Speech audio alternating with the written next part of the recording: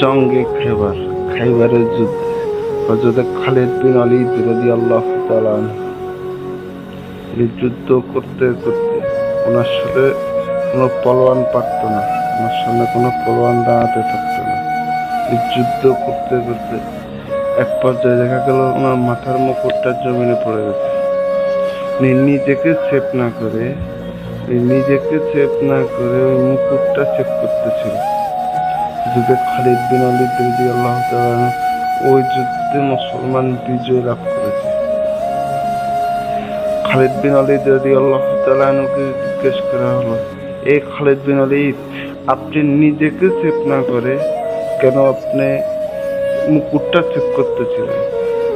হযরত খালিদ বিন ওয়ালিদ রাদিয়াল্লাহু তাআলা বলতে লাগলেন যে তোরা জানোস না এই মুকুটের ভিতরে আমার নূরের নবীর চুল মোবারক আছে। যে মুকুটের ভিতরে নূরের নবীর চুল মোবারক আছে, এই মুকুটের ভিতরে আমার নবীর চুল মোবারক আছে। আমার নবীর চুল মোবারক 1 সেকেন্ড জমিনে পড়ে থাকবে, আমার মতো খালিদ বিন ওয়ালিদ দুনিয়ার জমিনে জিন্দা ওইটা বুঝতে পারে না।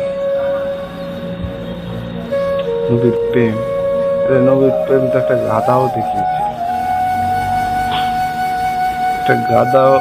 দেখিয়েছিল। গনিমতের মাল হিসাবে আল্লাহ রাসূল একটা গাধা পেয়েছিলেন, যার নাম ছিল ইয়াজিদ ইবনে শিহাব। ইয়াজিদ নামটা আগে খুব ভালো ছিল, 61 হিজরির পরে ইয়াজিদ নামটা খারাপ হয়ে গেছে। ওই গাধা বলতে লাগলো, ইয়া রাসূলুল্লাহ, আমার বংশ থেকে 60টা গাধার জন্ম হয়েছিল, আমি শেষ গাধা। আমার বংশ থেকে যতটা গাধা এসেছে সমস্ত গাধা এক একটা নবীকে কাঁধে নিয়েছে। আমি আমার বংশের শেষ গাধা, আপনিও নবীদের ভিতরে শেষ নবী।